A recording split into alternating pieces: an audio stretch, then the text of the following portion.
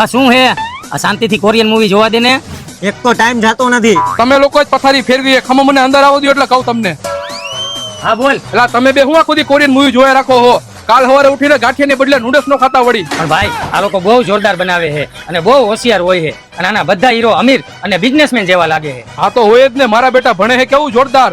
પણ તમે ચિંતા ન કરો, આપણે ત્યાં પણ આવું જ જોવા મળશે તમને. શું વાત કરે? કઈ રીતે? અરે હા ભાઈ, આપણી આવનારી પેઢીને ધ્યાનમાં રાખીને ગૌતમ અદાણીજીએ એક નવી પહેલ ચાલુ કરી છે, જેનાથી શિક્ષણ ક્ષેત્રની કાયા પલટ થઈ જશે. અરે નો હોય ભાઈ, એવું વળી શું કર્યું? ગૌતમ અદાણીજીએ તેમના 60મા જન્મદિવસ ઉપર 60,000 કરોડ રૂપિયા દાન કરવાની જાહેરાત કરી છે, જેમાંથી કેટલોક ભાગ તેઓ એજ્યુકેશન પાછળ કરવાના છે. પ્રખ્યાત એવા જેમ્સ એજ્યુકેશન ગ્રુપ સાથે મળીને તેઓ વર્લ્ડ ક્લાસ શાળાઓ બનાવવાના છે, જેમાં ભારતના બોર્ડ સહિત વિશ્વ કક્ષાનું શિક્ષણ મળશે. આ તો જોરદાર છે ભાઈ. અને હા, આ સ્કૂલોમાં ખાલી ચોપડીનું જ્ઞાન નહીં પણ ગણતર પર ધ્યાન અપાશે અને અત્યારે જરૂરી એવી તમામ સ્કિલ્સ પણ સ્કૂલોમાં શીખવાડવામાં આવશે. આ સ્કૂલો ખાસ પ્રકારની ડાયનામિક લર્નિંગ સિસ્ટમથી સજ્જ હશે, જે વિદ્યાર્થીઓને ન્યૂ એજ લર્નિંગ સ્કિલ શીખવામાં મદદ કરશે, જેથી અલગ અલગ કરિયર મુજબ તેઓ કંઈક ખાસ શીખે. પેલા પણ એની ફી મોંઘી હશે ને? તેનું પણ વિચાર્યું છે સમાજના જરૂરિયાતમંદ વર્ગના લોકો માટે અદાણી વિદ્યા મંદિર બનાવાશે, જેથી બાળકોને સરખું શિક્ષણ મળે. અત્યારે જે રીતે દેશ ટેકનોલોજી અને આઈટીઆઈ માં આગળ વધી રહ્યો છે, એના માટે ભવિષ્યની વર્કફોર્સ ઊભી કરવામાં આ સ્કૂલો મદદ કરશે.